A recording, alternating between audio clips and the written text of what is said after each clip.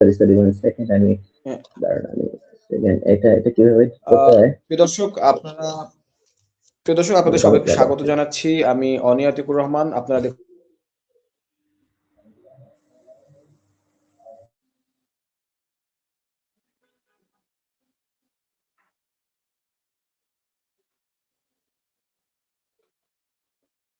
কথা বলবো।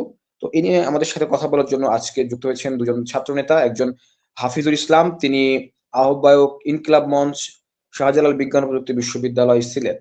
হাফিজুল ইসলাম, আপনাকে স্বাগত জানাচ্ছি আমাদের আজকের এই অনুষ্ঠানে। এবং জানিয়ে রাখি, আমাদের আরো একজন অতিথি আমাদের সাথে যুক্ত হবেন। তিনি সৈয়দ ওসামা ইব্রাহিম, সহসভাপতি, জাতীয়তাবাদী ছাত্রদল, শাহজালাল বিজ্ঞান ও প্রযুক্তি বিশ্ববিদ্যালয়, সিলেট। আমরা কিছুক্ষণের মধ্যেই ওসামাকে পেয়ে যাব। আমরা হাফিজুলকে দিয়েই যদি শুরু করি। জনাব হাফিজুল, আমাদের তো সেই কাঙ্ক্ষিত নির্বাচন হয়ে গেল। এই নির্বাচনটি যে বাংলাদেশের ইতিহাসে অত্যন্ত গুরুত্বপূর্ণ একটা নির্বাচন হিসেবে অনেকেই মনে করছেন, এবং গণঅভ্যুত্থানের পরে যে নির্বাচন, সেই নির্বাচনটি হলো। কেমন দেখলেন নির্বাচন, এবং এই নির্বাচন নিয়ে আপনার পর্যবেক্ষণ যদি আমাদেরকে একটু শেয়ার করেন? ধন্যবাদ ভাই। আমরা যদি দেখি যে আসলে 5ই আগস্টের যে একটা অবস্থা ছিল, দেশে একটি বিশৃঙ্খল পরিবেশ, এরপরেই ডক্টর ইউনূস ক্ষমতা নিলেন এবং দেশের দায়িত্ব নিলেন।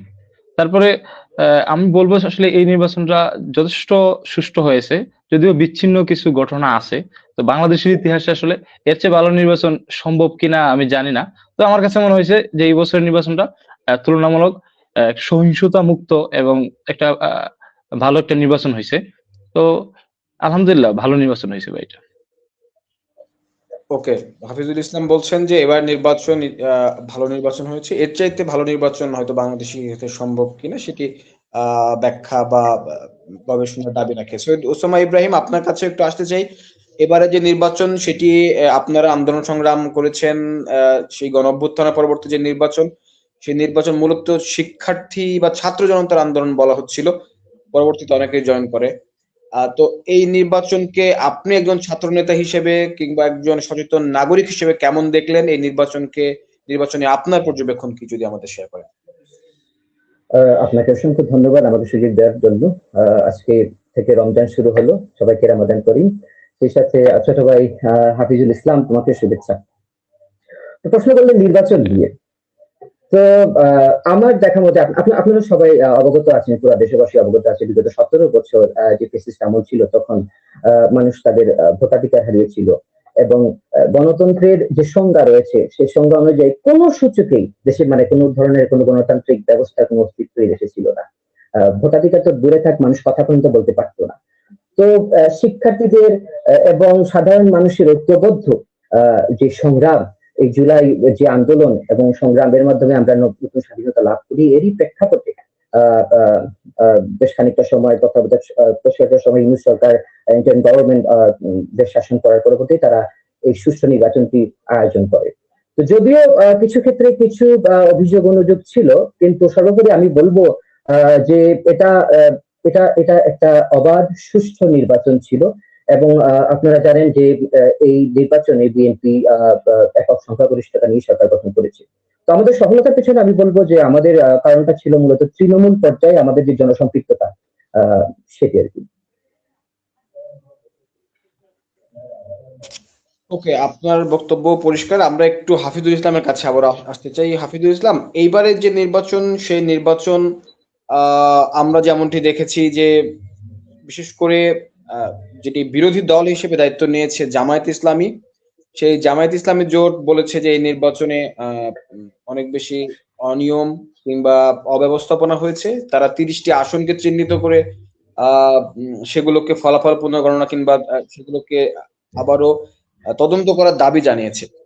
আপনারা দুজনই বলছেন নির্বাচন ভালো হয়েছে, তাহলে এই যে 30টা আসন কিংবা বিএনপির পক্ষ থেকে অনেকগুলো দলের কথা, অনেকগুলো আসনের কথা বলা হয়েছে যেখানে তারা নির্বাচন সুষ্ঠু পায় নাই, আপনারা কি এইগুলোকে অনিয়ম কিংবা এগুলোকে আমাদের যে সুন্দর নির্বাচন, সেখানে কিছুটা কালিমা দেখছেন কিনা? আসলে ভাই 5ই আগস্টের পরে আসলে যে অবস্থা ছিল, আমি মনে করি যে পরিবেশে নির্বাচনটা হয়েছে, প্রশাসনিক যে কাঠামো ছিল এবং প্রশাসনের যে অবস্থা ছিল, সেই তুলনায় নির্বাচনটা ভালো হয়েছে, এটা আমি বলছি। কিন্তু বাস্তবতা হলো ভাই, আমরা যদি দেখি এই নির্বাচনে আপনি কয়টা ভোট কেন্দ্রের দখল হয়েছে এটা বলতে পারবেন? সারা বাংলাদেশে একটা ভোট কেন্দ্র দখল হয় নাই, একটা ভোট কেন্দ্রের মধ্যে অবৈধভাবে সিল দেওয়া হয় নাই, এই ঘটনাটা ঘটে নাই। এসব ঘটনা যদি ঘটতো ভাই, তাহলে সারা বাংলাদেশে এটা ছড়াইতো এবং মানুষের মধ্যে একটা প্রতিক্রিয়া সৃষ্টি হইতো। কিন্তু হয়তো ভাই ইন্টারনালি অনেক কিছু হতে পারে ভাই। ধরেন ভোট ইঞ্জিনিয়ারিং যদি করার থাকে, অফিসিয়ালি অনেক আমরা দেখছি যে বিভিন্ন ব্যালট বা ভোটের যে স্লিপটা দেয় এখানের মধ্যে কাটাকাটি অনেক 1000 সামথিং ছিল, অনেক সময় 1700-1800 করছে। তো এটা আসলে দুই দলের এজেন্ট ছিল তো ভাই, তখন কি হয়েছে না হয়েছে এটা ওনারাই ভালো বুঝবে। আর ওইসব বিষয়ে আসলে মিডিয়া তো ওইভাবে আসে নাই, আর সামাজিক যোগাযোগ মাধ্যমে কিছুটা আসছে, কিন্তু ওইটা দিয়ে আসলে ওইভাবে প্রমাণ দেওয়া যায় না যে ভোটে কারচুপি হয়েছে। যদি কারচুপি হয়ে থাকে এবং ধরেন যে যে সংসদীয় আসনগুলো এমন হয়েছে, ওরা আসলে এটা বিস্তারিত বুঝতে পারবে। ধরেন আমরা মিডিয়াতে তো আসে নাই, আর সামাজিক যোগাযোগ মাধ্যমে ওইরকম আসে নাই। তবে জামাত জামাত জোটের বলতে বলতে 11 দলীয় জোটের যে অভিযোগগুলো, এই অভিযোগগুলো হচ্ছে আপনার ইন্টারনাল ইস্যু। যেমন ধর ওনারা বলতেছে যে গণনায় পেঁচটা গেছে, কখন যেমন 2 ঘন্টার সময় হঠাৎ করে সম্প্রচার বন্ধ ছিল। এটা অবশ্যই প্রশ্নবিদ্ধ, এটার কারণটা কি, 2 ঘন্টা কেন বন্ধ ছিল ভোট গণনা বা সরাসরি সম্প্রচার 2 ঘন্টা বন্ধ রাখা হয়েছে, এটা কেন করা হয়েছে? এটা নির্বাচন কমিশনার থেকে আসলে এখনো ক্লিয়ার করা হয় নাই, এটা ক্লিয়ার করা উচিত ছিল ওনাদের। তো এইসব জায়গায় হয়তো প্রশ্ন থাকতে পারে, জামাত জোটের প্রশ্ন থাকতেও পারে। এটা আমরা আসলে বাহির থেকে যা দেখছি, যা অবজার্ভ করছি, মিডিয়ায় যা দেখছি, এই আলোকে আর কি আমার অবজারভেশন হয়েছে যে তুলনামূলক সহিংসতা মুক্ত একটা নির্বাচন হয়েছে আর কি, বিগত 17 বছরের তুলনায়। কারণ ভাই আমরা 17 বছর আগের নির্বাচনে তো আমরা ছোট ছিলাম, এই নির্বাচনটা আমরা দেখি নাই কেমন হয়েছে। এবং 17 বছর বিগত যে 17 বছরের যে 3টা নির্বাচন হয়েছে, ওই 3টা নির্বাচন তো আমরা দেখছি, ওই তুলনায় মনে হয়েছে না এটা ভালো নির্বাচন হয়েছে আর কি, এটাই আর কি। ওকে, তাহলে এই নির্বাচন যদি আমরা বলি, এই নির্বাচনের মধ্য দিয়ে কি গণতান্ত্রিক যে যাত্রার কথা আমাদের ছিল, সেই গণতান্ত্রিক যাত্রায় কি আমরা উঠতে পারলাম, কিংবা সামনে সামনে এই গণতান্ত্রিক যাত্রা অব্যাহত থাকবে বলে মনে করেন? আপনি কি মনে করেন? হ্যাঁ, এটা নিয়ে আবার এক সন্দেহের জায়গা তৈরি হয়েছে। কারণ আমরা যদি দেখি যে আমাদের যে 5ই আগস্টের যে একটা গণ অভ্যুত্থান, সেই গণ অভ্যুত্থানের যে একটা ফয়সালা, আমরা যদি বলি এটা জুলাই সনদ, সেই জুলাই সনদটা আসলে বাস্তবায় গণভোট জিতছে, সাধারণ মানুষের জনগণের হায়ের পক্ষে ভোট দিছে, জুলাই সনদ বাস্তবায়ন হোক এটাই জনগণ চাইছে, মানুষজন চাইছে। কিন্তু আমরা এখন দেখতে পাইতেছি যে সরকার দল যারা গেছে, বিএনপি বিশেষ করে, তারা সংবিধান সংস্কার কমিশনে তারা শপথ নেয় নাই। তো এটার মাধ্যমে সৃষ্টি হয়েছে অলরেডি। এখন এটা আসলে সামনে কি হবে বুঝতেছি না। আমরা চাই যে বিএনপিও যাতে এই সংস্কার কমিশনের যে শপথটা হয় এটা নেয় এবং গণভোটের পক্ষে থাকে। কারণ তারা নির্বাচনের আগে অফিসিয়ালি তারা স্টেটমেন্ট দিচ্ছে যে তারা গণভোটের পক্ষে এবং তারা গণভোটে হা চায়, জুলাই সনদ বাস্তবায়ন হোক সেটা তারা চায়। কিন্তু আমরা দেখছি যে নির্বাচনের পরে, রেজাল্ট পাওয়ার পরে তাদের সুর পাল্টে গেছে, তারা এখন জুলাই সনদ বাস্তবায়ন হোক চায় না। তারা বলে যে আমরা এখানে নোট অফ ডিসেন্ট দিছি, এখানে নোট অফ ডিসেন্ট দিছি। কিন্তু সব মিলে তো তারা ভাই জুলাই সনদে তারা স্বাক্ষর করেছিল। তো এখন উচিত যে নির্বাচনের যে একটা টাইম আছে, এই টাইমের মধ্যে গণভোটটা যাতে বাস্তবায়ন হয়, মানুষের যে আশা আকাঙ্ক্ষায় জুলাই সনদে হা দিছে, সেই জুলাই সনদ বাস্তবায়ন হয়, এটা আসলে সবার চাওয়া। যদি এইটা না হয় তাহলে ভাই আমরা আবার ফেসিবাদী আমলের ফেসিবাদীর যে ব্যবস্থা সেটাই ফিরবে এবং ক্যাম্পাস গুলা সেই আগের অবস্থায় ফিরবে। যদি জুলাই সনদ বাস্তবায়ন না হয় তাহলে ভাই 5ই আগস্টের কোনো মূল্য থাকলো না আলটিমেট, এটাই আর কি।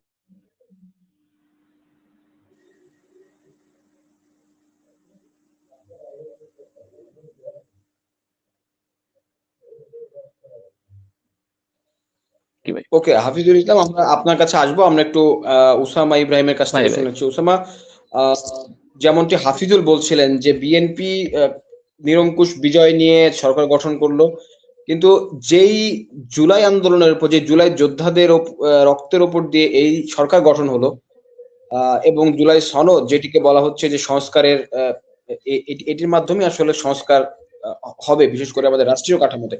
কিন্তু বিএনপি এখন এসে যে সংবিধান সংস্কারে যে পরিষদ গঠন হওয়ার কথা ছিল, সেখানে তারা শপথ নিলেন না, এবং তারা জুলাই সনদ নিয়েও যে ধরনের বক্তব্য দিয়েছেন, তাতে মানুষ মনে করছে যে বিএনপি হয়তো তার যে আগের দেওয়া কমিটমেন্ট সেটি রাখছে না। আপনি আসলে এই বিষয়ে কি বলবেন? ধন্যবাদ আপনাকে। বিষয়টি বেশ গুরুত্বপূর্ণ। তো আসলে জুলাইয়ের অভিপ্রায়কে অবশ্যই বিএনপি ধারণ করে এবং বিএনপি সবসময় মনে করে যে এই জুলাই যদি না হতো হয়তো দেশে এরকম সুষ্ঠু রাজনৈতিক পরিবেশ, গণতান্ত্রিক পরিবেশ ফেরত আসতো না। আমরা যে রাজনীতির স্বীকৃতি পেয়েছি এটা আমরা স্বীকার করি।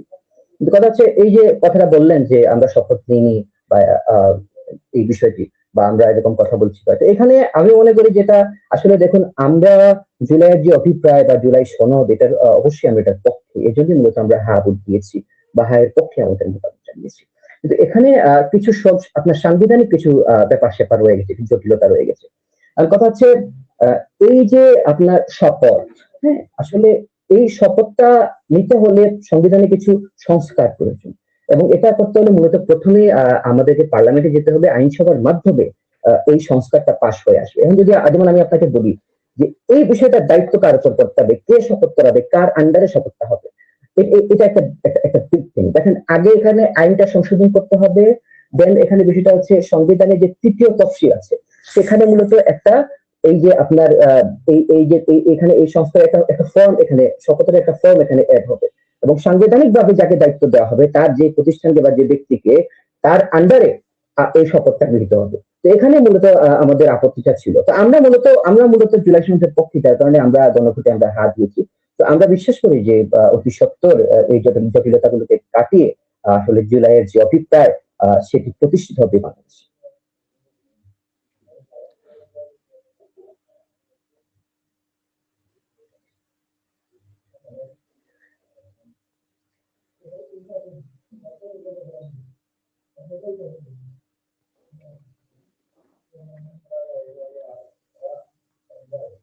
নেটওয়ার্ক প্রবলেম হচ্ছে নাকি হাফিজুর? ভাই আমার ঠিক আছে, ভাইয়ের মনে হয় ঠিক নাই। ভাইয়ের কোনো কল আসছে হয়তো। হতে পারে।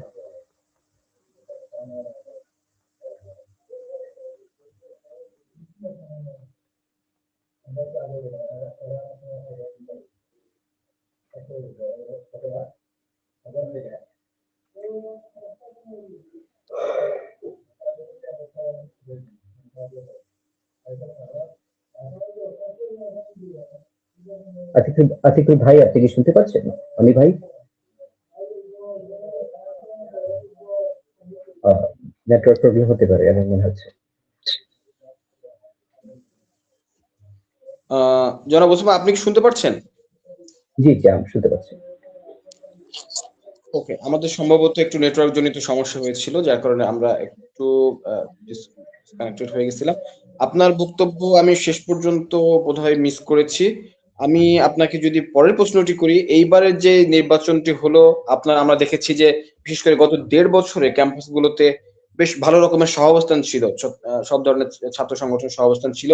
এই নির্বাচনের ফলে যেহেতু নিরঙ্কুশ বিজয় পেয়েছে বিএনপি, আপনারা বিএনপির ভাতৃপ্রতিম সংগঠন, আপনারা কি অন্যান্য যে ছাত্র সংগঠনগুলো আছে, সাংস্কৃতিক সামাজিক সংগঠনগুলো আছে, তাদেরকে তাদের কাজ করতে দেবেন, নাকি সেই সহাবস্থানটা আমরা আর পাবো না? মানে ছাত্রলীগের সময় যেমনটি দেখেছি তেমনই আমরা দেখবো। ঠিক আছে, আমি বলছি আপনার কথার প্রেক্ষিতে। আসলে আপনি যে বললেন যে 1.5 বছর পর্যন্ত ক্যাম্পাসে সহাবস্থান ছিল, কথাটির সঙ্গে আমি পুরোপুরি একমত নই। কারণ আসলে 24 পরবর্তী বাংলাদেশে আসলে দেখেন এই বৈষম্য মুক্ত করার জন্য এই আন্দোলন সংগ্রাম হয়, এত লোক প্রাণ দিল, তাই না? এখানে আপনি বলবেন, আমি একটা কথা যুক্ত করতে চাই যে রাজনৈতিক বিভিন্ন সংগঠন এখানে অংশগ্রহণ করেছে। তো আমি বলতে চাই যে নিঃসন্দেহাতীত ভাবে একক ছাত্র সংগঠন হিসাবে সবচেয়ে বেশি প্রাণ দিয়েছে ছাত্র দল। হ্যাঁ, ছাত্র দল স্টেক হোল্ডার। আমি কৃতিত্ব একা নিচ্ছি না, অন্যান্য সংগঠনরাও ছিল, আমাদের পাঠ্যপ্রতিনিধি সংগঠনগুলো। কিন্তু জুলাই পরবর্তী বাংলাদেশে সবচেয়ে বেশি বৈষম্য হচ্ছে ছাত্র দলের সঙ্গে। আপনি বলছেন 1.5 বছর সহাবস্থান ছিল, আমাদের বিশ্ববিদ্যালয়ে দীর্ঘদিন ছাত্র রাজনীতি বন্ধ ছিল। আপনি এই ছোট ভাই হাফিজুল ইসলামকে জিজ্ঞেস করে দেখতে পারেন। হ্যাঁ, কিন্তু আমরা এটা আমি মনে করি যে জুলাই পরবর্তী স্বাধীন বাংলাদেশে আমাদের রাজনৈতিক অধিকারের হরণ, এবং সেখানে আমি যুক্ত করতে চাই প্রশাসনের মদতপুষ্ট বেশ কিছু গোষ্ঠী, তারা সাধারণ শিক্ষার্থীর ব্যানারে বা যাই হোক তারা এসছে, তারা ব্যানার নিয়ে দাঁড়িয়েছে, রাজনীতি করেছে। তো আমি যাই হোক রাজনৈতিক কারণে নানা সময় আমার ডিসি স্যারের সঙ্গে দেখা হয়েছে, কথা হয়েছে। তা আমি বারবার একটা প্রশ্ন করতাম কি যে স্যার তারা তারা মিছিল নিয়ে আসছে, ব্যানার নিয়ে মানববন্ধন করছে, এটা কি স্যার এটা রাজনীতি নয়? আর আমরা সাংগঠনিক বৈষয়ে কিছু করলেই রাজনীতি? আমরা তাহলে কি আপনি কি আমাদের রাষ্ট্রীয়ভাবে বৈধ একটি ছাত্র সংগঠন? হ্যাঁ, এটাকে আপনি আপনি কি হিসেবে প্রতিষ্ঠা করেন? আমরা কি সন্ত্রাস? আমরা কি অন্য কিছু? এটা কোনো স্পষ্ট উত্তর আমি তখন তাদের কাছে পাইনি। এই ধরনের বৈষম্য আমরা কখনোই কামনা করি না। তো যাই হোক, আমাদের যখন থেকে আমাদের ছাত্র রাজনীতি ওপেন হলো তখন থেকে আমি বলবো যে আমাদের স্বাভাবিকভাবে আশা করি হাফিজুর আমার সঙ্গে একমত হবেন। আসলে বাংলাদেশের ছাত্র রাজনীতি একটা মডেল বলতে পারেন। কারণ হচ্ছে দেখেন, আমাদের কমিটি আসার পর থেকে আমাদের ক্যাম্পাসে যে রকম আমরা সহাবস্থান ধরে গেছি, একে অপরের প্রতি আমাদের যে শ্রদ্ধাশীলতা, আমাদের পরমত সহিষ্ণুতার যে বিষয়টি, আমরা এই বিষয়গুলোতে গুরুত্ব দিয়েছি এবং সেভাবে আমাদের সহাবস্থান ধরে রেখেছি। এখন আমি আমি আমি আমি আপনার প্রশ্নের উত্তরটাতে আসি।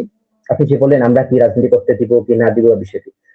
তো আসলে দেখুন, এই একটা বিগ ম্যান্ডেট নিয়ে বিএনপি সরকার গঠন করেছে। তো বিএনপি এই যে ক্ষমতা পেয়েছে, এটাকে আমরা আসলে ক্ষমতা প্রাপ্তি বলতে আসলে আমরা স্বচ্ছন্দ বোধ করি না, বরঞ্চ আমরা বলতে চাই এটা একটা দায়িত্ব ভার। এবং আমরা আমাদের দায়িত্বটুকু কতটুকু পালন করতে পারবে আমাদের মাদার সংগঠন বা বিএনপি, এর উপর নির্ভর করে পরবর্তীতে আমরা এরকম বিগ ম্যান্ডেট নিয়ে আবার কি আমরা সরকার গঠন করতে পারছি কিনা সেটা। তো বিএনপি বিএনপি হচ্ছে জাতীয়তাবাদী আদর্শে বিশ্বাস করে এবং আমরা তাদের অঙ্গ সংগঠন জাতীয়তাবাদী ছাত্র। তো ছাত্ররা সবসময় মনে করে যে আসলে জাতীয়তাবাদ মানে হচ্ছে আহ ঐক্য। যদি জাতীয়তাবাদকে ভেঙে বলি আমি, যখন কিছু মানুষ কিছু কমন স্বার্থে ঐক্যবদ্ধ হয় তখন এটাকে জাতীয়তাবাদী চেতনা বলে। এবং আমরা মনে করি এই যে জুলাইয়ের যে স্বাধীনতা আসছে, এটা মূলত জাতীয়তাবাদী চেতনা থেকে আসছে। যাই হোক, আমাদের কিছু স্বার্থ ছিল, এই স্বার্থগুলোর ভিত্তিতে আমরা ঐক্যবদ্ধ ছিলাম। তো আমরা বিশ্বাস করি ক্যাম্পাসে যতগুলো দল মত আছে সবকিছু নির্বিশেষে আমরা জাতীয়তাবাদ, বাংলাদেশি জাতীয়তাবাদ ধারণ করি। আমরা সবাই বাংলাদেশি। তো আমরা তাদেরকে আমাদের চেয়ে ভিন্ন মনে করি না। হ্যাঁ, তো এই ক্ষেত্রে এই ধরনের কোনো শঙ্কার করার কোনো কোনো কারণই নাই যে আমরা রাজনীতি করতে দিব কিনা না। আমরা ক্ষমতা চর্চার দিকে আমরা ধাবিত কখনোই হবো না। এটা আমি এসে পারি আপনাকে। ওকে, আমার মনে হয় আপনার বক্তব্য পরিষ্কার। আমরা একটু হাফিজুল ইসলামের কাছে আসি। হাফিজুল ইসলাম, যে প্রশ্নটি আমরা উসামা ইব্রাহিমকে করলাম যে তারা যেহেতু নিরঙ্কুশ তাদের প্যারেন্ট অর্গানাইজেশন বা পার্টি নিরঙ্কুশ বিজয় নিয়ে সরকার গঠন করেছে, আমরা দেখেছি এর আগে যারা সরকারি দলের ছাত্র সংগঠন তারা ব্যাপক প্রভাব নিয়ে ক্যাম্পাসগুলোতে অবস্থান করে এবং অন্যান্যদেরকে তারা ডমিনেট করতে থাকে। আপনারা কি বিএনপির ছাত্র সংগঠন ছাত্র দলের অধীনে কিছুটা শঙ্কাবোধ করছেন বা আপনারা সহাবস্থান পাবেন কিনা, এই বিষয়ে আপনাদের কোনো শঙ্কা কিংবা আশাবাদ যদি থাকে সেটি একটু শুনতে চাই। আচ্ছা ভাই, আমি ভাইয়ের জুলাই সনদ বাস্তবায়ন নিয়ে এবং আইনি জটিলতা নিয়ে অনেক কিছু বললেন। আসলে ভাই বলছেন যে বর্তমানে সংবিধানের বিভিন্ন সমস্যা আছে, যার কারণে জুলাই সনদ নিয়ে এই সেই অনেক কিছু দেখাইলেন ভাই। আসলে বাস্তবতা হলো ভাই, আমি যদি বলি এই যে 12 তারিখের যে নির্বাচনটা হইলো, এই নির্বাচনের অন্যতম ম্যান্ডেট হচ্ছে ভাই জুলাই সনদ, এবং এই নির্বাচনের সবচেয়ে বড় ম্যান্ডেট হচ্ছে ভাই গণভোট। আমি মনে করি এটা, এবং গণভোটের মাধ্যমে সংবিধান সংস্কার করলে পরে আমার কাছে মনে হয় যে এই নির্বাচনের বৈধতা আসবে, এবং এটা ভবিষ্যতে ভাই এটার প্রশ্নবিদ্ধ থাকবে, এবং ভবিষ্যতে এই নির্বাচন নিয়ে অনেক প্রশ্ন হবে এবং আইনি জটিলতা অনেকগুলোই দেখা দিবে। আর নাম্বার 2 হচ্ছে ভাই, আমরা আর নাম্বার 2 হচ্ছে ভাই বলেন যে ক্যাম্পাসে সহ অবস্থান ছিল না 5ই আগস্টের পরে। ভাই আমি মনে করি ভাই যথেষ্ট ক্যাম্পাসে সহ অবস্থান ছিল, এবং আপনি বলছেন যে ছাত্র রাজনীতি নিষিদ্ধ ছিল। হ্যাঁ, ছাত্র রাজনীতি নিষিদ্ধ ছিল, এটার প্রতিবাদে আমি প্রশাসনের যার সাথে দেখা হয়েছে, যখন দেখা হয়েছে আমি বলছি যে ছাত্র রাজনীতি ওপেন করে দেওয়ার জন্য। কিন্তু প্রশাসনের একটা ভয় যে এই সমস্যা হতে পারে, এই কারণে শিবির এবং ছাত্র দলের একটা জটিলতা দেখাতে পারে। আমি বলছি না, আমাদের স্বাস্থ্যের পরিবেশটা আলহামদুলিল্লাহ ভালো, এই সমস্যাটা কখনো হবে না এবং মারামারি বা সহিংসতার পর্যায়ে কখনো যাবে না, এবং পরবর্তীতে এটা ওপেন করে দিছে। কিন্তু আমার কাছে মনে হয় ভাই, আসলে ক্যাম্পাসে যদি আমি শিক্ষার্থীদের কল্যাণে বা শিক্ষার্থীদের জন্য আমরা কাজ করতে চাই, শিক্ষার্থী বান্ধব কাজ করতে চাই, ব্যানারটা ভাই আমার কাছে মনে হয় না এত বেশি জরুরি। এবং আপনি দেখেন ভাই, 5ই আগস্টের পরে কিন্তু ব্যানার ছাড়া শিবিরে কার্যক্রম করছে না। আপনাদের করতে সমস্যা কি? আপনারা যদি বলেন যে নিষিদ্ধ ছিল, নিষিদ্ধ তো আপনারা মানেন নাই ভাই। নিষিদ্ধ থাকা অবস্থায় আপনারা কিন্তু ব্যানার দিয়ে করছেন, ছাত্র দলের ব্যানার দিয়ে কিন্তু প্রোগ্রাম করছেন, কিন্তু প্রশাসন আপনাদের বিরুদ্ধে ওইরকম কোনো আইনানুগ ব্যবস্থা নেয় নাই। ভাই আমি শেষ করে ফেলি ভাই। ভাই শোকজ করছে, হ্যাঁ, সর্বোচ্চ শোকজ করছে, হ্যাঁ, এটা আমি জানি ভাই, সর্বোচ্চ শোকজ করছে। কিন্তু ভাই আপনারা কিন্তু আপনাদের কাজ চালাই গেছেন ভাই ব্যানার ইউজ করে, কিন্তু আপনারা আসলে আলটিমেট কাজ করেন নাই তো ভাই। শিক্ষার্থী বান্ধব ব্যানার ওপেন করার আগ পর্যন্ত আপনারা শিক্ষার্থী বান্ধব কাজ করেন নাই। পরবর্তীতে হয়তো বা সাকসুর আগে অন্যান্য ছাত্র সংগঠনের দেখা দেখি আপনারাও অনেক শিক্ষার্থী বান্ধব কাজ করছেন, এটা মেনে নিতেছি ভাই। তারপর হচ্ছে ভাই, আপনি বললেন ভাই জাতীয়বাদী চেতনা, বাংলাদেশপন্থী অনেক কিছু বললেন, কিন্তু ভাই আমার কথা হলো ভাই, 5ই আগস্টে এতজন মানুষের রক্ত, এতজন ভাই শহীদ হইলো, এতজন ভাই আহত হইলো, যে তাদের যে অন্যতম আকাঙ্ক্ষা ছিল যে জুলাই সনদ বাস্তবায়ন, কিন্তু জাতীয়তাবাদী দলে যদি এই জুলাই সনদটা বাস্তবায়ন করে যেতে না চায়, যদি করতে না পারে, এটা হবে সবচেয়ে বড় ব্যর্থতা জাতীয়বাদী দলের। আর ভাই আমরা মনে ঠিক করি আছে। আমাদের ক্যাম্পাসে ভাই এখন পর্যন্ত অন্যান্য ক্যাম্পাসের তুলনায় যথেষ্ট ভালো একটা পরিবেশ আছে, এবং আমরা আসলে ভয় পাই না যে ছাত্রদল আমাদের ক্ষতি করবে, এই করবে। আলহামদুলিল্লাহ আমার কাছে মনে হয় না যে আমাদের ক্যাম্পাসে ওইরকম কোন ধরনের সহিংসতা সৃষ্টি হবে। কারণ আমরা যদি দেখি ভাই, সিলেটে রাজনীতিটা বিগত 17 বছরের একটা রাজনীতি ছিল যে সকল দলের সাথে সবাই একসাথে খাওয়া দাওয়া, একসাথে বিভিন্ন অনুষ্ঠান করা, এটা আগ থেকে সিলেটের একটা সংস্কৃতি।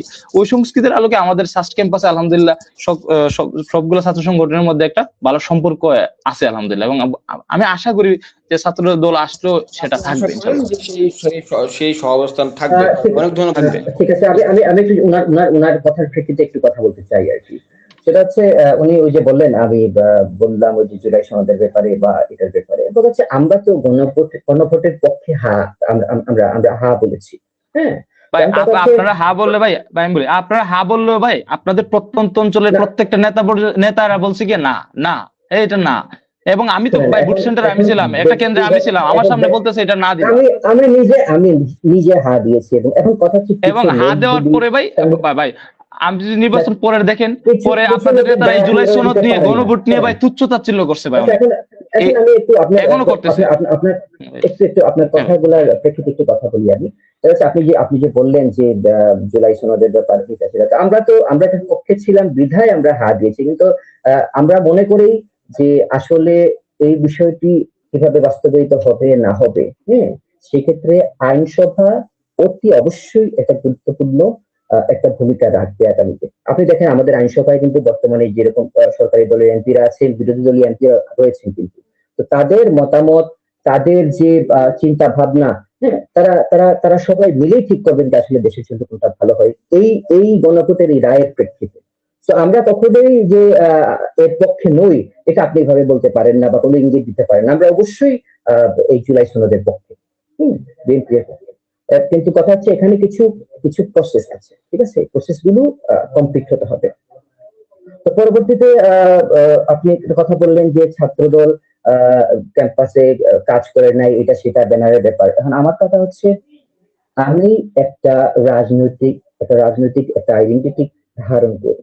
আমার দল একটা রেজিস্টার্ড দল এই রাষ্ট্রে, আমার রাজনৈতিক বৈধতা রয়েছে। তাহলে কেন এই স্বাধীন বাংলাদেশের প্রশাসন আমাকে ব্যানার নিয়ে রাজনীতি করতে দেবে না? আপনি বলছেন আপনারা কাজ করেন না, এটা করেন না, সেটা করেছি। কে বলেছে? আমরা অসংখ্য কাজ করছি। কিন্তু আমাদের একটা আইডেন্টিটি, আমাদের পরিচয়, আমরা ছাত্র দল। আমরা কি কোনো সন্ত্রাসী কোন সংগঠন বা এরকম কিছু অবৈধ কিছু? যেখানে রাষ্ট্র আমাদেরকে স্বীকৃতি দিচ্ছে, সেখানে এই জুলাই পরবর্তী কথিত স্বাধীন বাংলাদেশে আমাদের রাজনৈতিক অধিকার হরণ, ব্যানারে আমাদের রাজনৈতিক অধিকার হরণ, সাংগঠনিক অধিকার হরণ, এটা অবশ্যই অপ্রত্যাশিত ছিল আমাদের। ঠিক আছে, ওকে। আমরা মনে হয় আপনাকে শুনতে পারছি, বাট আমরা মনে হয় হেডফোন ছাড়া যদি আপনি ডিফল্ট ইয়েতে কথা বলেন তাহলে আরেকটু ভালো শুনতে পারবো। একটু সেটা যদি চেষ্টা করেন। আমরা আপনাকে পরবর্তী প্রশ্নে যাচ্ছি। আমরা নির্বাচন পরবর্তী যে রাষ্ট্র সংস্কারের কথা বিএনপির পক্ষ থেকে বলা হচ্ছিল, সেই রাষ্ট্র সংস্কারে নিশ্চয়ই ছাত্র সংগঠন হিসেবে ছাত্রদের একটা ভূমিকা থাকবে। তো আপনারা সেই ভূমিকা কিভাবে রাখতে চান, কিংবা ছাত্রদেরকেই সেখানে কিভাবে এঙ্গেজ করতে চান, সেই রূপরেখা যদি আমাদেরকে একটু শেয়ার করেন। আচ্ছা ভাই, আসলে এটা চেঞ্জ করলে যদি সেটআপে কোনো প্রবলেম হয় সেজন্য। একদমই কি খারাপ শোনা যাচ্ছে? হ্যাঁ, আমরা শুনতে পারছি, আর একটু পরিষ্কার হতো সম্ভবত। আর ঠিক আছে, আপনি বলতে পারেন এভাবেই। আচ্ছা, ঠিক আছে। তো এখন বিষয় হচ্ছে, আমরা যদি ধরেন মহাকাশ থেকে বাংলাদেশ নামক এই যে অর্থনীতিটা, এটাকে তাকাই আমরা, তাহলে আমরা কি দেখতে পাই? আসলে দেখেন, এই যে বাংলাদেশ আমরা পেয়েছি, আসলে এই যে নতুন সরকার গঠন হয়েছে, আমরা যে অবস্থায় বাংলাদেশকে পেয়েছি, বাংলাদেশের অবস্থা কিন্তু অর্থনৈতিক অবস্থা খুবই ভঙ্গুর। ঠিক আছে, আপনি জানলে অবাক হবেন বা আপনারা জানেন যে 2022 সালে একটা সম্ভবত এটা ওয়ার্ল্ড ব্যাংকের ছিল একটা জরিপ অনুযায়ী বাংলাদেশের দারিদ্র্যের হার ছিল আপনার 18.7%, এরকম কিছু একটা। 2025 সালে এটা বৃদ্ধি পেয়েছে 27.93% অর্থাৎ আমাদের দেশে যে সংখ্যায় বলি বেকারের সংখ্যা হচ্ছে 3,60,00,000 প্লাস এরকম হবে। তো এখন এখানে বেশ কিছু ফ্যাক্টর ছিল, মূল্যস্ফীতি ছিল, অপর্যাপ্ত যে কর্মসংস্থান যে আসলে আমরা কর্মসংস্থান সৃষ্টি করতে পারিনি এতদিনে, এই সমস্ত কারণ ছিল। এখন আমি যদি সম্ভাবনার কথা বলি যে দেখেন আসলে বাংলাদেশ কিন্তু নেক্সট 11 এর একটা কান্ট্রি, অর্থাৎ আগামীতে যে 11টাতে শূন্যতা বিশ্বে পরিণত হবে এর মধ্যে বাংলাদেশ একটা। তো এটা নির্ভর করছে আমাদের অর্থনৈতিক নীতি এবং আমাদের ধরেন পররাষ্ট্রনীতিগত বা কূটনৈতিক যে অ্যাচিভমেন্ট থাকবে সেগুলোর উপরে, ওয়ার্ল্ডের সঙ্গে কতটা কানেক্ট করতে পারছে। তো আমরা মনে করি জুলাই পরবর্তী সময়ে তরুণ সমাজ আসলে অনেকটাই রাজনীতি সচেতন। আমরা ছাত্রদলের থেকে আমরা চেষ্টা করছি এবং আমাদের যে ইচ্ছা বা আমরা চেষ্টা করছি স্টুডেন্টদেরকে আরো বেশি করে পলিটিক্সে এনগেজ করার জন্য, কারণ এখন সময় পরিবর্তনের। আর সরকার, সবচেয়ে বড় কথা যেটা, সরকার জনমতকে ভয় করে। যখনই তরুণদের মধ্যে একটা স্ট্রং জনমত গঠন হবে তখনই রাষ্ট্রটা রাইট ট্র্যাকে চলবে, এবং আমরা এটাকে ওয়েলকাম করি সবসময়। তো জাতীয়তাবাদী ছাত্রদল বরাবরের মতোই শিক্ষার্থী বান্ধব একটা ছাত্র সংগঠন, শিক্ষার্থীদের যে সমস্যাগুলো আছে সেগুলো নিয়ে আমরা কাজ করে থাকি। সেই সাথে আমি যদি বলি সেই সাথে আমি যদি বলি আমরা ছাত্ররা, আপনি বলছিলেন, আমি আপনাকে একটু ইন্টারাপ্ট করছি, আপনি বলছিলেন যে ছাত্ররা এখন অনেক রাজনীতি সচেতন কিংবা অনেক সচেতন, আবার আপনি এটাও বললেন যে ছাত্রদল মূলত ছাত্র ওরিয়েন্টেড কাজ করে কিংবা ছাত্রদের চাওয়া পাখি গুরুত্ব দেয়। সেক্ষেত্রে ছাত্ররা কিন্তু আমরা দেখেছি যে জুলাই একটা অন্যতম চাওয়া ছিল যে শিক্ষাঙ্গনে শিক্ষক কিংবা ছাত্রদের রাজনৈতিক লেজুর বৃত্তি করা যাবে না। রাজনীতি থাকতে পারে কিন্তু লেজুর বৃত্তি করা যাবে না। কিন্তু আমরা যেটি দেখি বিশেষ করে ছাত্রদল বা এই ধরনের যে সংগঠনগুলো রয়েছে তারা তো লেজুর বৃত্তি করে, ছাত্রদল, ছাত্র শিবির, ছাত্রলীগ, তারা তো লেজুর বৃত্তি করে আমরা দেখেছি। সেক্ষেত্রে আপনারা কি ছাত্রদের চাওয়ার সাথে খাপ খাইয়ে নেবেন কিভাবে যদি বলি? আচ্ছা, এখন আসলে দেখুন, আমরা আদর্শের দ্বারা পরিচালিত হই, ঠিক আছে? আমাদের একটা আদর্শ নীতিগত একটা অবস্থান আছে এবং আদর্শ আছে। এর কথা হচ্ছে কিছু লোক যদি আদর্শ পরিপন্থী কাজ করে সেটার দায় আপনি পুরো সংগঠনকে দিতে পারেন। তো আমরা কখনোই লেজুর ভিত্তিক রাজনীতিতে আমরা বিশ্বাস করি না। আপনি যদি সাবিপ্রবি ছাত্রদল কমিটি গঠনের পর থেকে আমাদের রাজনীতি দেখেন বা অন্যান্য প্রতিষ্ঠানে আপনি যদি দেখেন, আপনি কিন্তু এমনটা দেখবেন না। তো আমি যেটা বলছিলাম আর কি, তো আমরা সবসময় শিক্ষার্থী বান্ধব কাজের প্রতি আমরা আগ্রহী এবং আমরা চাই এই রাষ্ট্রের শিক্ষার্থীরা রাজনীতি সচেতন হয়ে ওঠে। এবং সবচেয়ে বড় কথা যেটা আমরা ছাত্রদল বিশ্বাস করি যে আজকের যে ছাত্র নেতারা, তারা কিন্তু শুধু এমন না যে কিছু শিক্ষার্থীর জন্য কাজ করার জন্য রাজনীতি করছে, ওরাই কিন্তু আগামীতে জাতীয় রাজনীতিতে তাদের নেতৃত্বটা দিবে, ওরাই কিন্তু দেশের হাল ধরবে। সেটা কিন্তু খুব ইম্পর্টেন্ট জিনিস যে আসলে আমরা ছাত্র রাজনীতিটাকে কিভাবে ধারণ করছি, কিভাবে এটা চর্চা করছি। ওকে, আমার মনে হয় আপনার বক্তব্য পরিষ্কার। আমরা একটু হাফিজুল ইসলামের কাছে আবার আসছি। হাফিজুল ইসলাম, আমরা যেমনটা দেখেছি যে ইনকিলাব মঞ্চের বিষয়ে যদি আসি, ইনকিলাব মঞ্চ মূলত রাজপথে যে আন্দোলন, সেই আন্দোলনের মাধ্যম দিয়ে তারা পরিচিতি পেয়েছিল। এখন নির্বাচনের পরে একটি নিউ নরমাল বা নতুন পরিস্থিতি যে এসেছে, সেই পরিস্থিতির আলোকে আপনাদের কর্মসূচি কি হবে কিংবা আপনাদের এই পরিচিতি, আপনাদের এই গ্রহণযোগ্যতা আপনারা কিভাবে ধরে রাখবেন কিংবা ছাত্রদের মাঝে আপনাদের এই আকর্ষণ কিভাবে রাখবেন, সে বিষয়ে আপনাদের কোনো পরিকল্পনা হয়েছে কি, বা এটা নিয়ে আমাদেরকে কি বলবেন? ভাই, নির্বাচন পরবর্তীতে আমাদের আসলে যে মূল কাজটা হচ্ছে ভাই কালচারাল লড়াই। আমরা যে আধিপত্যের যে একটা বর্তমানে কালচার বাংলাদেশে আছে, এবং আমরা যে দেখি যে বর্তমানে বাংলাদেশে ভারতীয় কালচারটাই বেশি প্রমোট করে এবং প্রমোট করা মিডিয়া সহ সব জায়গায় এই ফেসিবাদী কালচারটা আছে। তা আমাদের মূল লড়াইটা হচ্ছে ভাই এই ফেসিবাদী ব্যবস্থার বিরুদ্ধে এবং ফেসিবাদী যে কালচারটা আছে এই কালচারের বিরুদ্ধে বাংলাদেশ পন্থার লড়াইটা, এবং বাংলাদেশ পন্থী কালচারটাই আমরা প্রতিষ্ঠিত করা, এটা হচ্ছে আমাদের সবচেয়ে বড় কাজ, এবং আমরা এই কাজটাই করব।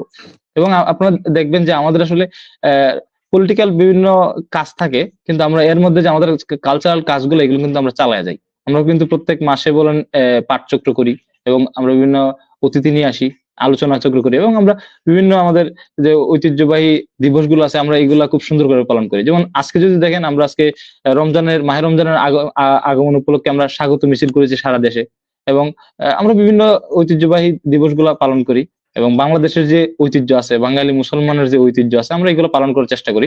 এবং আমাদের যে কালচারাল লড়াইটা, এটা আমাদের চলমান থাকবে। আমাদের রাজনৈতিক অ্যাক্টিভিজমের জায়গা থাকবে, কিন্তু আমাদের যে এই মূল যে কাজটা ভাই, এটা চলমান থাকবে ইনশাল্লাহ।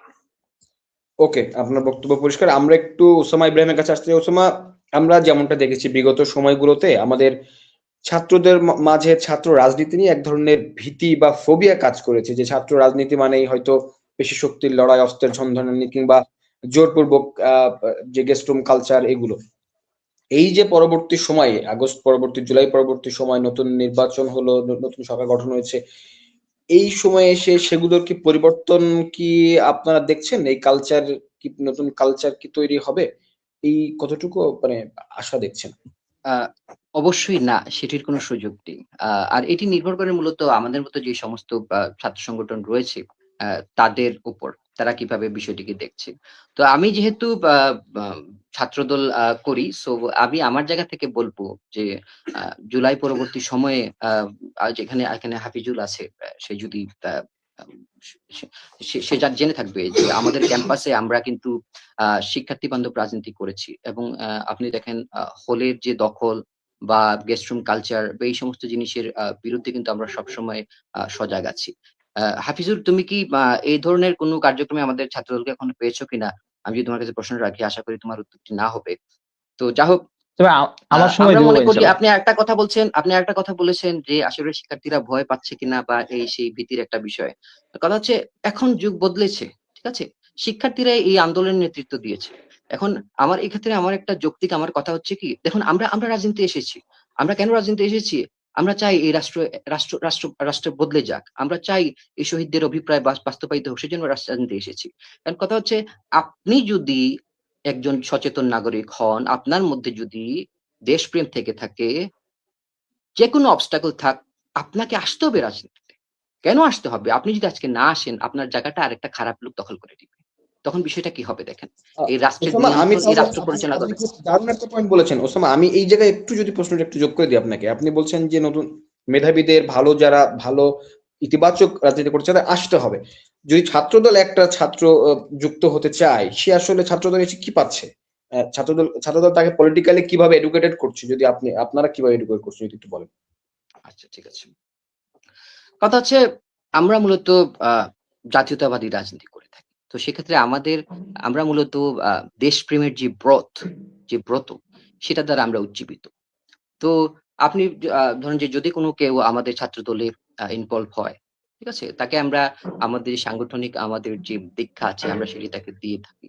এবং আমরা ছাত্রদল সবসময় আমরা তার এডুকেশনাল লাইফ এর পাশাপাশি তাকে আদার্স যে কো-কারিকুলার যে এক্টিভিটিস গুলো আছে সেগুলোতে আমরা তাকে সেই ছেলেদেরকে আমরা উদ্বুদ্ধ করে থাকি। আপনি আপ আপনি আপনি আপনি আ জেনে থাকতে পারেন যে সাবিপ্রবি ছাত্রদল ঘোষণা করেছে যে আমাদের নেতাকর্মীদের মধ্যে কেউ যদি কোন সেমিস্টারে তার সিজি যদি 3.5 এর উপরে থাকে, সেক্ষেত্রে তার ক্রেডিট ফি, সেমিস্টার ফি সব ছাত্রদল থেকে প্রোভাইড করা হবে।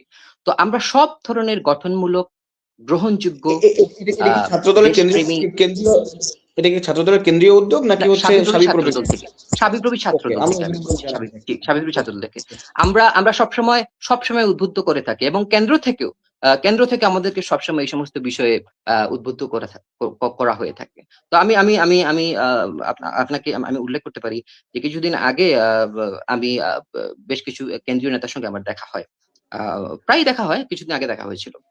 তো আমি তাদেরকে বলেছিলাম যে ভাই, আমি তো বিদেশে উচ্চতর শিক্ষা নিতে চাই। সেক্ষেত্রে অনেকে আমাকে বলছে যে, "এই তুমি যদি চলে যাও তাহলে তো তোমার রাজনীতি শেষ হয়ে যাবে, এটা সেটা হয়ে যাবে।" কিন্তু আমি তো রাজনীতির প্রয়োজনেই আমি পড়াশোনা করতে চাই।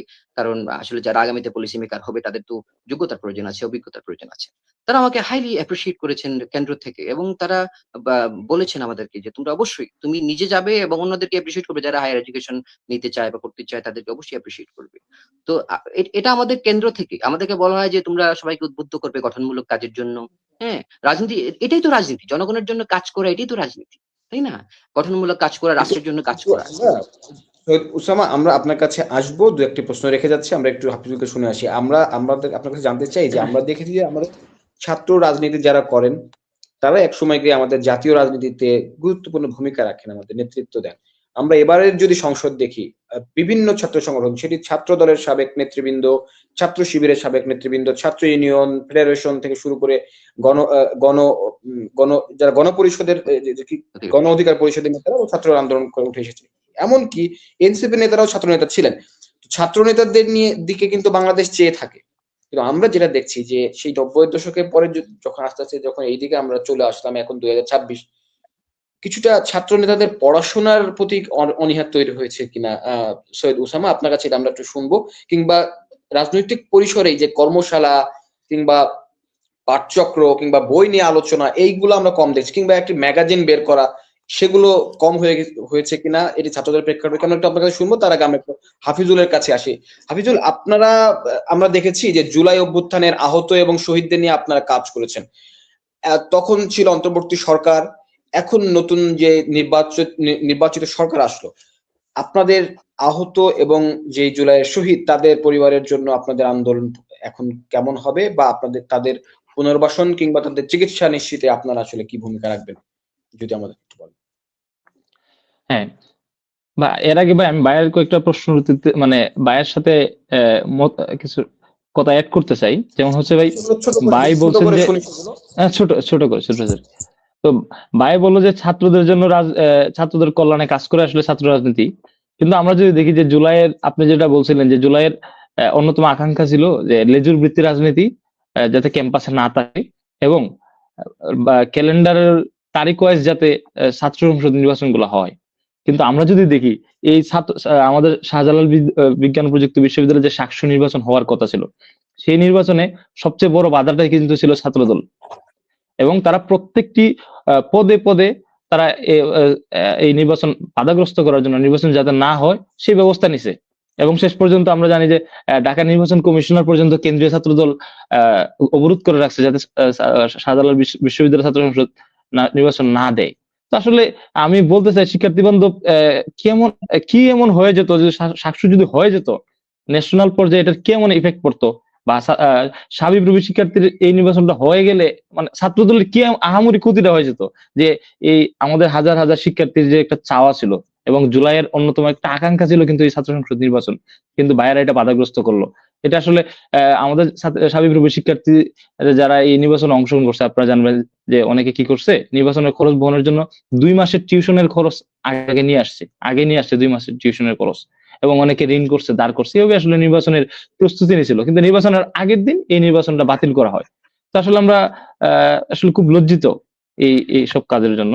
আর ভাই, আমরা আসলে 5ই আগস্টের পর থেকে জুলাই শহীদদের নিয়ে আমরা অনেক কাজ করতেছি। যেমন যদি আপনার বলি, আমি সিলেট বিভাগে আমরা কাজ করছি। আমার সিলেট বিভাগে প্রায় 19 জন শহীদ আছে, এবং 19টা শহীদ ফ্যামিলির সাথে আলহামদুলিল্লাহ আমি দেখা করছি, এবং প্রত্যেকটা শহীদ ফ্যামিলির সাথে আমার এখনো যোগাযোগ আছে। এবং সিলেটের যত আহত আছে, আহতদের নিয়ে আমাদের বিভিন্ন পরিকল্পনা ছিল, এবং অন্যদের সাথে আমরা বিভিন্ন ভাবে কাজ করার চেষ্টা করছি। এখনো কয়েকদিন আগে একজন আহত ভাই আমার কল দিছে, ভাই আমাদের এই সমস্যা, আমি একটু হসপিটালে ভর্তি হইতে চাই, সিএমএইচ একটু ডাক্তার দেখাইছে, এই ব্যবস্থা করে দেন। তো আমরা ব্যবস্থা করে দিছি। আসলে ভাই, এই 5ই আগস্ট বিজয় যাদের মাধ্যমে আসছে তাদের ত্যাগকে তো আমরা ভুলবো না, যাদের রক্তের বিনিময়ে আসছে, আমরা তাদের এই ঋণ আমরা কোনদিন পরিশোধ করতে পারবো না। আমরা যতদিন আছি অন্তত এই জুলাই শহীদ এবং আহতদের দায়িত্ব আমরা নিব, এবং তাদের জন্য আমরা সর্বোচ্চ কাজ করার চেষ্টা করবো ইনশাল্লাহ। যেমন পরিস্থিতি আসুক, আমরা ততদিন তাদের সাথে থাকবো ইনশাল্লাহ। নিশ্চয়ই, আমরা সেই প্রত্যাশাই করি। আমরা একটু ওসামার কাছে আসি। ওসামা, যে প্রশ্নটি আপনার কাছে রেখেছিলাম যে ছাত্র নেতাদের কিংবা ছাত্র সংগঠনের বই পড়ার অভ্যাস কিংবা পাঠচক্র কিংবা ম্যাগাজিন, আগে অনেক ম্যাগাজিন আমরা দেখেছি, যে ম্যাগাজিনগুলো একসময় ইতিহাসের সাক্ষী হয়। আজকে যদি ছাত্র দল এই জুলাই অভ্যুত্থানকে ধারণ করে একটি ম্যাগাজিন তৈরি করে, সেটি আজকে থেকে 50 বছর পরে গিয়ে এটি তাজা দলিল হয়ে থাকবে। তো সেইগুলোর কালচার কিছুটা কমে গেছে কিনা, শুধু অর্থ কিংবা আপনার কথার সঙ্গে আমি পুরোপুরি একমত, এবং আমি আপনাকে জানাতে চাই যে জুলাই পরবর্তী সময় আমাদের ভার্সিটি কমিটি আসার আগেও বিশেষ করে সাবিপ্রবি ছাত্রদল এরকম বেশ কিছু উদ্যোগ নিয়েছে। যেমন আমাদের ছাত্রদলের পক্ষ থেকে জিয়া পাঠশালা করা হয়েছে, যেখানে রাজনৈতিক সচেতনতার জন্য নানাবিধ বই আমরা ফ্রিতে স্টুডেন্টদেরকে পড়ার সুযোগ করে দিয়েছি। হ্যাঁ, তাছাড়া আরেকটা আনন্দের বিষয় বা আসলে আপনার অবগতির জন্য আমি জানাচ্ছি যে এবারের ২১শে বইমেলা কিছুদিন আগে ছাত্রদল কিন্তু একটা প্রকাশনী ছাত্রদলের তরফ থেকে একটা কিন্তু প্রকাশনী চালু করা হয়েছে। আপনারা আপনি আপনার অবগতির জন্য আমি বলছি, আপনি খোঁজ নিয়ে দেখতে পারেন। তো ছাত্রদল কিন্তু সবসময়ই পড়াশোনাকে আম আসলে পড়াশোনার যে আকাঙ্খা বা পড়াশোনাকে মোটিভেট করে যায় এবং আমরা চাই যে আসলে আগামীতে যারা নেতৃত্ব দিবে তাদের অবশ্যই যে শিক্ষাঙ্গনে তাদের বিচরণ আমাদেরকে নিশ্চিত করতে হবে এবং তাদেরকে আগামীর রাষ্ট্র পরিচালনার জন্য যে যোগ্যতাটুকু সেটি অবশ্যই নিশ্চিত করতে হবে পরিপূর্ণভাবে। ওকে, ওকে। আপনার বক্তব্য একেবারে পরিষ্কার। আমরা হাফিজুল ইসলামের কাছে শেষ প্রশ্ন নিয়ে আসতে চাই। হাফিজুল ইসলাম, আমরা যেটি দেখেছি আমি যে কি আপনাদের একটু উনার প্রশ্নের উত্তর আচ্ছা, ছোট ভাই হাফিজুল আমাকে একটা কথা বলেছে যে সাকসু নিয়ে আসলে খুব সেনসিটিভ বিষয়। আমি কি দুটো কথা একটু জাস্ট টাইম চাচ্ছি দুটো কথা। হ্যাঁ, 30 সেকেন্ডের। হ্যাঁ। আচ্ছা 30 সেকেন্ড। হাফিজুল তোমার প্রশ্নে আমার উত্তরটা হচ্ছে দেখো তুমি যাই বলো না কেন সাবিপ্রবি ছাত্রদল কিন্তু আ ১ম দিকে এটা আমাদের একটা দাবি ছিল। ১ম দিকে যে সাকসু দেখো ছাত্র রাজনীতি ওপেন ছিল না। তো ছাত্র রাজনীতি দেওয়ার অল্প কিছুদিনের মধ্যেই মাসখানেকের মধ্যেই কিছুদিনের মধ্যেই সাকসু নির্বাচন ইয়ে করে। আমরা কিন্তু আমাদের কোন রাজনৈতিক অ্যাক্টিভিটি করতে পারি নাই। ঠিক আছে? সেজন্য আমাদের একটা দাবি ছিল যে একটা উপযুক্ত সময়ে সাকসু নির্বাচনটা হোক।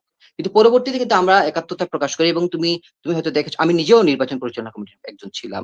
যে আমাদের প্রার্থীরা দিন-রাত এক করে আমি আমি আমি আ আমি নিজেও প্রচুর কাজ করেছি। তারা দিন-রাত এক করে কাজ করেছে। তারা নিজের পকেটের পয়সা পর্যন্ত তারা খরচ করে তারা কাজ করেছে। তারা এই সাকসু নির্বাচন করার জন্য। তো তুমি এভাবে আমাদেরকে দায় দিতে পারো না। আর রিটকারী যারা ছিল তারা কিন্তু সরাসরি ছাত্রদলের ছিল না। তুমি এভাবে যদি বলো যে ছাত্রদলের সাথে ইনভলভড আসলে এটা এটা আসলে ইনসাফ নয়। তোমার ভাই দলের ভাই ইনসাফ ভাই সেদিন যদি আমি বলি যে যারা রিড করতে গেছিল, যে তিনজনকে নিয়ে রিড করতে গেছিল, ওইখানে কিন্তু আপনাদের ছাত্র দলের সাংগঠনিক সম্পাদক আদনান মোহনও ছিল এবং ও কিন্তু ওদেরকে নিয়ে গেছিল এবং ছবির মধ্যে ওদের সাথে ও আছে। কি বলবেন, ও তো আচ্ছা, নির্বাচন পরিচালনা কমিটিতে ছিল, আপনাদের 5 জনের একজন সে। এই বিষয়ে আমি অবগত আছি। এই বিষয়ে আমি অবগত আছি। আমি তোমাকে বলছি। সে রিটকারীদের কেউ ছিল না। তবে সে রিডকারীদেরকে তো এই সে নিয়ে ছবির গেছে মধ্যে ভাই। আসছে। ছবির মধ্যে সে আসছে। হ্যাঁ? আমি একটা দায়িত্বশীল জায়গা থেকে আমি আমার আদনানের সাথে কথা হয়েছে। আমি কথা বলেছি। তা বললাম যে তুমি এখানে ছবির মধ্যে সে তার ব্যক্তিগত কারণে সে ঢাকায় গিয়েছে। হ্যাঁ? সে কোন কারণে সেখানে যেতেই পারে। এখানে আমরা শুনেছি শিবিরের অনেক ছিল। আমরা শুনেছি শিবিরের অনেক উৎসাহ মানুষ যেমন থাকতে পারে। এটা নিয়ে অনেক কিছু হইছে, অনেক কিছু ছিল। সো সে এখানে গেছে এবং তার পরিচিত বন্ধু-বান্ধব পেয়েছে আমাকে এভাবে বলেছে যে, "ভাই আমি একটা ছবি তুলেছি এখানে গিয়ে" এরকম। তো এটা কি এটা এভাবে প্রমাণ করে যে সে এটা সরাসরি ছাত্রদের সাথে ইনভলভ। এটা এভাবে দায় দেয়া যায় না আসলে। হ্যাঁ? আর শোনো সবচেয়ে বড় কথা হচ্ছে যারা রিটকারী তারা রিট করেছে। রায়টা কিন্তু ছাত্রদলের না। হাসিনার সময়ে বিচার বিভাগ বলতে কিছু ছিল না। আইন বিভাগ বলতে এই রাষ্ট্রে কিছু ছিল না। নিঃসন্দেহে ইউনূসের সময়ে যে বিচার বিভাগ এটাকে তোমরা অন্যতম স্বাধীন একটা বিচার বিভাগ বলতে পারো। আমি খবর নিয়ে দেখেছি যে ১ম যখন শুনানি হইছে ওই ওই কোর্ট যেটা ১১ নাম্বার কোর্ট ছিল, ওরা কিন্তু অর্ডার দেয় নাই। এটা কিন্তু একদম সর্বোচ্চ জায়গায় গেছে। ঠিক আছে? আমি বললাম যে সর্বোচ্চ জায়গায় গেছে। এবং মহামান্য হাইকোর্ট থেকে রায়টা আসছে সর্বোচ্চ জায়গা থেকে। সো আমি মনে করি উম আ এটার বিষয়ে আসলে আমার মন্তব্য করা ঠিক হবে না। এটা আসলে রাষ্ট্রদ্রোহের দিকে যায় কিনা সেটাও একটা বিষয়। এটা যেহেতু মহামান্য আদালত থেকে আসছে। আর এখনকার সময় আদালতকে যদি তুমি বলো অর্থাৎ বিএনপি সরকার গঠনের আগের আদালতকে তুমি যদি বলো যে আসলে আদালত প্রভাবিত হয়েছে আমাদের দ্বারা বা এটা সেটা তাহলে মানে আমার আর বলার কিছু নেই আসলে। ভাই আমরা ওকে, যদি দেখি রিটের পক্ষে ছিল আপনাদের বর্তমান এমপি বিএনপির কায়সার কামাল এবং বিএনপির আরো সিনিয়র অ্যাডভোকেটরা ছিল এবং আমাকে বলতে ওনারা দাও। কিন্তু এই রিটের পক্ষে আমাকে ছিল বলতে দাও। ভাই। হ্যাঁ, ওখানে জাতীয়তাবাদী অনেক আইনজীবী ছিলেন। আমি এটা স্বীকার করি। এখন কথা হচ্ছে আইনজীবীদের পেশা হচ্ছে আইন পেশাই হচ্ছে এরকম। হ্যাঁ? আমি যদি বলি জামাতের আইনজীবী শিশির মনির উনি কিন্তু আমাদের বিএনপির অনেকের আ মামলায় উনি লড়েছেন। হ্যাঁ? তুমি কি এটা অস্বীকার করতে পারবে? এই যে জামাতের যে শিশির মনির ছিলেন সুনামগঞ্জের এমপি ক্যান্ডিডেট। সো এটা আইনজীবীদের পেশা। তো এটা দিয়ে তুমি এভাবে রিলেট করে বলতে পারো না। এটা বিএনপির উপর এভাবে দায় চাপাতে পারো না। ওকে, থ্যাংক হ্যাঁ? ইউ সো এবং মাচ। এবং সবচেয়ে বড় কথা হাফিজুল হচ্ছে ইসলাম, হাইকোর্টের আদেশ মোতাবেক ১২ তারিখ নির্বাচনের পরে যেকোনো সময় নির্বাচন কমিশন গঠন করে বা নির্বাচন কমিশন একটা ডেট ঘোষণা করতে পারে এবং সাক্ষী হতে পারে। তো আমি দেখি এখন সাক্ষী হওয়ার ক্ষেত্রে তেমন কোনো বাধা নেই। এখন সাকসু হওয়ার ক্ষেত্রে কোনো বাধা নেই। আশা করি ছাত্র দলও কোনো বাধা হয়ে দাঁড়াবে না এবং এই শুধু সাকসু না, আরো অপর যে বিশ্ববিদ্যালয়গুলো আছে, যে সরকারি কলেজগুলো আছে, সব জায়গায় নির্বাচন হবে এবং ছাত্র দল নিশ্চয়ই সেটি আদায় করে নেবে, এটা আমরা প্রত্যাশা রাখি। আমরা সর্বশেষ প্রশ্নে শুরুতে আমরা হাফিজুল ইসলামের কাছে আসছি। হাফিজুল ইসলাম, আমরা দেখেছি আপনারা যেহেতু বিশ্ববিদ্যালয়গুলোতেও কাজ করছেন, আপনারা সাংস্কৃতিক লড়াই হলেও বিশ্ববিদ্যালয়গুলোতে আপনাদের অনেক কাজ আছে। সেই কাজগুলো নিয়ে একটু আপনার জানতে চাই, এবং আমরা এটা জানতে চাই যে আপনারা তো অনেকেই মনে করেন যে আপনারা একটি নির্দিষ্ট মতদর্শ নিয়ে কাজ করেন। তো সব ধরনের মানুষকে বা সব স্রোতের মানুষকে এক মোহনায় আনতে আপনাদের কোনো প্ল্যান আছে কিনা, বা সবার মাঝে ইনকিলাব মঞ্চের যেই আপনাদের যে কর্মকাণ্ড, যে কাজ, সেটা ছড়িয়ে দিতে আসলে আপনারা কি করতে চান? সর্বশেষ এটি একটু আপনার কাছে শুনতে চাই। হ্যাঁ ভাই, আপনারা যদি দেখেন আমাদের ইনকিলাব মঞ্চের যে যদি বললেন কমিটিটা, বর্তমান যে কমিটি আছে, এটা আহ্বায়ক হিসেবে আছে আমি, এবং আমার সদস্য সচিব আছে একজন মেয়ে, এবং সে বলতে পারে নন হিজাবি।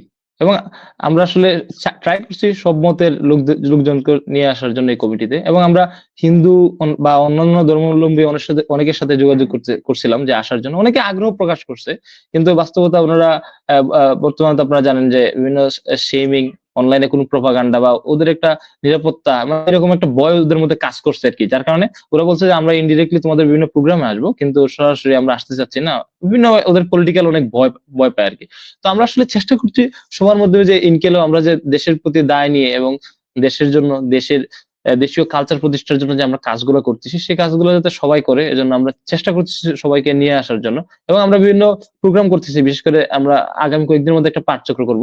সেখানে আমরা অলরেডি অনেকজন শিক্ষার্থীকে দাওয়াত দিছি, এবং হিন্দু ধর্মাবলম্বী এবং পাহাড়ি যে জনগোষ্ঠী আছে আমাদের, ওনাদেরকে দাওয়াত দিছি, এবং বিভিন্ন মতের স্টুডেন্টকে আমরা ইনভলভ করার চেষ্টা করতেছি, এবং আমাদের কাজ এভাবেই চলবে ইনশাল্লাহ।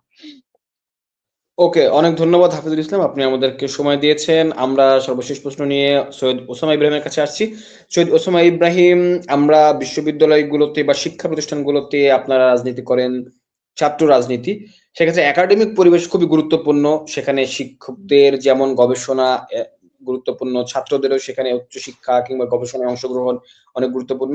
তো শিক্ষার সার্বিক পরিবেশের উন্নয়নে লিডিং ছাত্র সংগঠন হিসেবে ছাত্রদল কি ধরনের সামনের দিনে কাজ করবে, এবং বিশেষ করে আমি আবারও যে কথাটি বলবো, সহাবস্থান নিশ্চিতে কিভাবে আপনারা সামনের দিনে কাজ করবেন, আপনার কোনো পরিকল্পনা আছে কিনা, সেটি জেনে আমরা আজকের অনুষ্ঠান শেষ করব। একাডেমিক পরিবেশ এবং রাজনৈতিক সহাবস্থান। ঠিক আছে, আমি আগেই বলেছি আসলে ছাত্রদল একটি শিক্ষার্থী বান্ধব একটি ছাত্র সংগঠন। তো কথা হচ্ছে একটি বিশ্ববিদ্যালয়ে কিভাবে এগিয়ে যাবে, তার মান কিভাবে উন্নত হবে, কিভাবে এখানে শিক্ষা ও গবেষণার পরিবেশ সামনের দিকে এগিয়ে যাবে, সেগুলো আসলে বাস্তবায়নের দায়িত্ব মূলত প্রশাসন। তো আমরা যেহেতু একটি ছাত্র সংগঠন, আমরা অবশ্যই যেটা করলে ছাত্রদের ভালো হয়, তাদের মঙ্গল হয়, এবং আমাদের যে শিক্ষার যে পরিবেশ সেটি উন্নত হয়, গবেষণার যে পরিবেশ অর্থাৎ বিশ্ববিদ্যালয়ের যে লক্ষ্য সেটি পূরণ হয় শিক্ষার্থীদের কল্যাণে।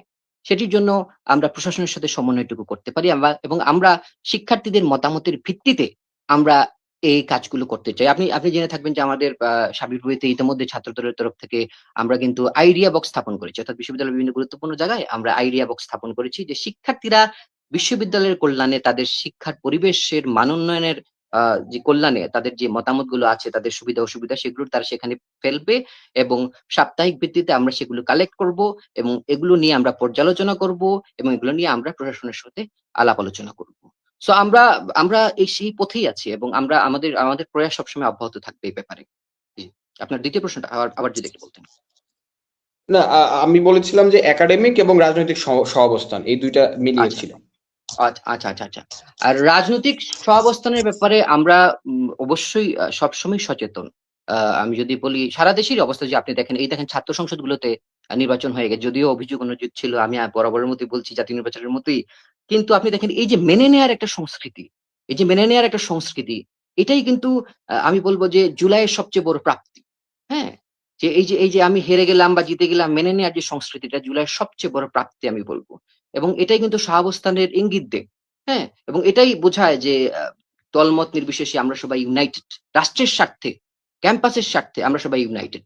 তো আমি বিশ্বাস করবো ছাত্রদল তো অবশ্যই এটাতে বিশ্বাস করে, অন্যান্য আমাদের ভাতৃ প্রতিনিধি সংগঠনগুলো আছে, তারাও এই ধারা অব্যাহত রাখবে। নিশ্চয়ই, আমরাও সেই প্রত্যাশা করি। সৈয়দ ওসামা ইব্রাহিম, আপনাকে অনেক ধন্যবাদ, আমাদের সময় দিয়েছেন। হাফিজুল ইসলাম এবং সৈয়দ ওসামা ইব্রাহিম, আপনাদের জন্য আমরা শুভকামনা জানাই, এবং আপনাদেরকে ধন্যবাদ জানিয়ে, এবং দর্শক যারা আমাদেরকে দেখছিলেন তাদেরকে ধন্যবাদ এবং কৃতজ্ঞতা জানিয়ে আমাদের আজকের শো এখানে শেষ করছি। সবাই ভালো থাকবেন, সুস্থ থাকবেন। শুভরাত্রি।